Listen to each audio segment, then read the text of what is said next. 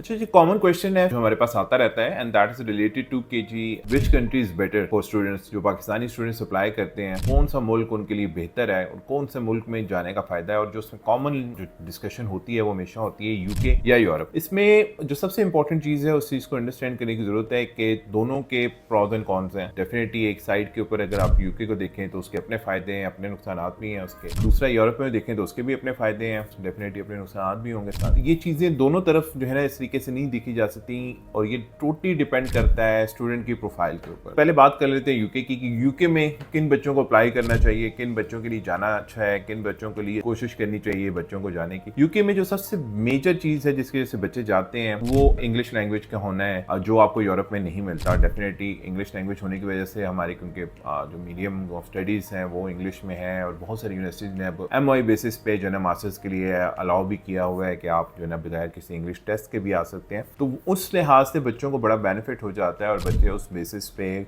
चले जाते हैं। फिर जॉब के चांसेस, सारी बात है इंग्लिश आपकी सेकंड लैंग्वेज होने की वजह से आपको जॉब के चांसेस बढ़ जाते हैं, आप जॉब अवेलेबिलिटी बढ़ जाती है और ये सारी बेनिफिट्स आपको मिलते हैं। तो ये सबसे एक मेजर बेनिफिट है यूके में जाने का। देन जो सेकंड नंबर पे चीज आती है वो यूके की यूनिवर्सिटीज का स्टैंडर्ड है जो वर्ल्ड ओवर नोन है। उसके स्टैंडर्ड हाई होने की वजह से आप उन यूनिवर्सिटीज के बीच में इजीली जा सकते हैं, अपना जो है एडमिशन सिक्योर कर सकते हैं और वहां से डिग्री लेने के बाद आप इंटरनेशनली एक रिकॉग्नाइज डिग्री लेते हैं जहां पे आप कहीं पे भी दुनिया में जाके उस डिग्री के बेसिस पे आप अप्लाई कर सकते हैं। आपके पास जो है ना अब आ जाते हैं कि बजट क्या होना चाहिए। तो बजट का ऊपर बड़ा सिंपल सा क्वेश्चन है, ये सिंपल आंसर है उसका कि आपके पास 3 मिलियन 30 लाख से ऊपर का बजट होना चाहिए या इसके आसपास का बजट होना चाहिए। और अप्लाई किस चीज़ के लिए करना चाहिए, तो प्रेफरेबली अप्लाई जो है वो मास्टर्स के लिए करना चाहिए क्योंकि मास्टर्स का प्रोसेस सबसे आसान है। डेफिनेटली उसमें जाना सबसे आसान है। MOE बेसिस पे एडमिशंस मिल जाते हैं, 1 ईयर की डिग्री मिलने के अलावा आपको 2 ईयर का PSW मिल जाता है। तो ये सारे बेनिफिट्स आपको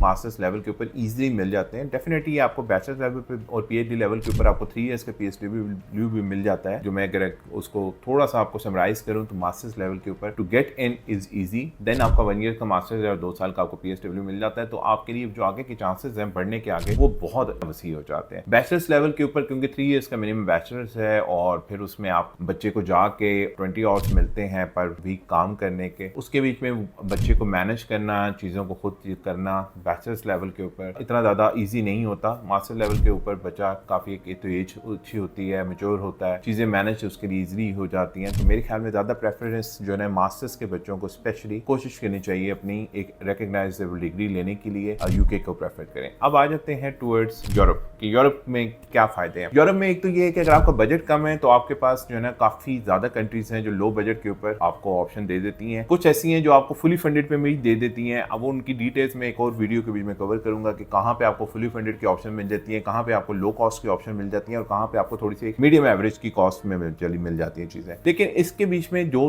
कुछ चीजें हैं जो अंडरस्टैंड करना बहुत जरूरी है। यूरोप का एक तो ये चीज बहुत इंपॉर्टेंट है कि यूरोप में आपके पास उन कंट्रीज में अप्लाई करें जिनमें आपको अपॉइंटमेंट इजी मिल जाए। एम्बेसी से आपका सब कुछ हो जाएगा, एडमिशन हो जाएगा, प्रोसेस हो जाएगा, सब कुछ हो जाएगा। एट द एंड आपको पता लगेगा अपॉइंटमेंट नहीं मिल रही, ठीक है ना, और अपॉइंटमेंट नहीं मिली और आपका एडमिशन जाया हो गया और आपका टाइम जाया हो जाएगा 6-8 महीने का। तो कोशिश करें उन कंट्रीज में अप्लाई करें जिनमें अपॉइंटमेंट का इशू नहीं है, नंबर 1। दूसरा, कोशिश करें कि पब्लिक यूनिवर्सिटीज के बजाय प्राइवेट यूनिवर्सिटीज की तरफ जाएं। पब्लिक यूनिवर्सिटीज के बीच में chances to get in visa is relatively lower than private universities. और फिर उसके बाद ये कोशिश करें कि उन कंट्रीज में जाएं जो काफी स्ट्रॉन्ग कंट्रीज हैं, जो आपका वेस्टर्न यूरोप में आती हैं कंट्रीज, उन कंट्रीज में जाएं जहां का आपको एक स्टैंडर्ड भी है, लिविंग स्टैंडर्ड भी है, प्लस आपकी यूनिवर्सिटीज का स्टैंडर्ड भी है, सो दैट के बाद में आप डिग्री वहां से करके निकले तो एक रिकॉग्नाइजेबल डिग्री हो। अब कॉन्स की बात करें तो उसके बीच में जो सबसे बड़ा मसला आता है यूरोप में वीजा रेशियो का आता है। यूके के बीच में सबसे अच्छी चीज है वो वीजा रेशियो है कि आपके तकरीबन 95% प्लस वीजा रेशियो होने की वजह से आप it's very easy to access UK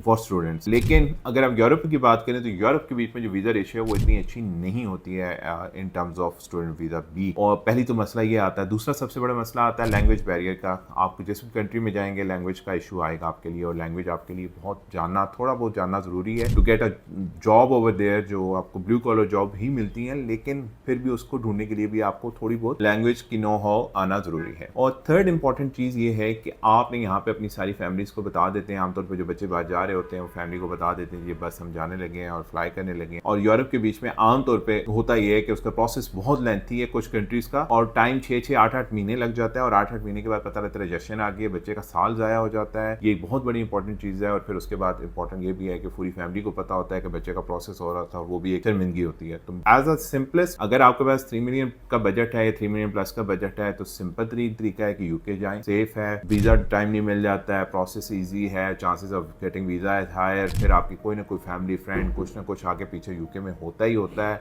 आपके पास इंग्लिश का जो है बेनिफिट है, तो ये बहुत सारे बेनिफिट्स हैं जो आपको यूके को it makes easier for you. Europe तब जाएं जब आपके पास लिमिटेशन है बजट की, बजट लिमिटेशन की वजह से आप जाना चाह रहे हैं, लेकिन माइंड में ये जरूर रखें कि देयर आर लाइकली चांसेस कि आपका जो है ना प्रोसेस पूरा चलता रहे, एट देन किसी भी वजह से आपका वीजा रिजेक्शन के चांसेस होते हैं। तो ये चीजें सोच के आपने जब भी अप्लाई करना है तो ये सोच समझ के करें, किसी एक अच्छे जो है कंसल्टेंट से मशवरा लेके इसको करें। इस तरीके से बस जस्ट किसी ने कह दिया, मेरे जानने वाले ने कहा था कि यूके में तो अब फलाना जो है ना मसला आ गया, अब तो जॉब्स का मसला आ गया, अब तो उस चीज़ का मसला आ गया। यूरोप में जाना चाहता हूँ, तो यूरोप में भी यही हालात सेम है, और हर बंदे के हालात सेम नहीं होते। आपकी एफर्ट अपनी होगी, उस बच्चे की एफर्ट अपनी थी, क्या पता उसने एफर्ट पुट इन की है कि नहीं की। ऐसा नहीं होता कि घर बैठे वहाँ पे जॉब्स मिल जाती हैं, कितनी वो जॉब्स की होती है कि बस ठीक है आप जाके वहाँ पे लैंड होंगे तो साथ ही 4-5 लोग आ जाएंगे आपके पास कि ये जॉब ऑफर है हमारी तरफ से। डेफिनेटली वहाँ पे जाके आपको एफर्ट पुट इन करनी पड़ती है, और वो किसी भी कंट्री में आप जाएं तो एफर्ट पुट इन करनी पड़ेगी। लेकिन चांसेस बार बार हम इस चीज़ को बताते हैं कि चांसेस फिर भी इंग्लिश स्पीकिंग कंट्रीज में ज़्यादा होते हैं, क्योंकि डेफिनेटली कुछ ना हो हमें थोड़ी बहुत अंग्रेजी फिर भी आती होती है, रेदर देन कि आप जाएंगे और जाके यूरोप में आप जॉब ढूंढेंगे तो वहाँ पे जॉब मिलना, अननोन बंदा जो इसको जनरल लैंग्वेज की पता ही नहीं है, उस लैंग्वेज के बारे में कोई आइडिया नहीं है, उसके लिए ज़्यादा मुश्किल होता है। तो मेरे ख्याल में ये मैंने समराइज करने की कोशिश की है। बाकी नेक्स्ट वीडियो के बीच में हम कोशिश करेंगे कि आपको फर्दर डिटेल्स दें कंट्री वाइज यूरोप में कि किस कंट्री में किसके चांसेस जो है ना बेटर हैं, वहाँ पे क्या एक्सपेंसेस आते हैं, किस तरीके से एक्सपेंसेस को बेयर करना है, क्या अलाउेबल लिमिट्स हैं वर्किंग, और इसके अलावा कौन कौन सी यूनिवर्सिटीज़ हैं जो वहाँ पे कितने रैंक कर रही हैं। इसके ऊपर हम एक फर्दर जो है स्टेप बाय स्टेप एक यूरोप के हवाले से एक फर्दर जो है वीडियोस बनाएंगे। तो stay in touch, stay tuned. Thank you.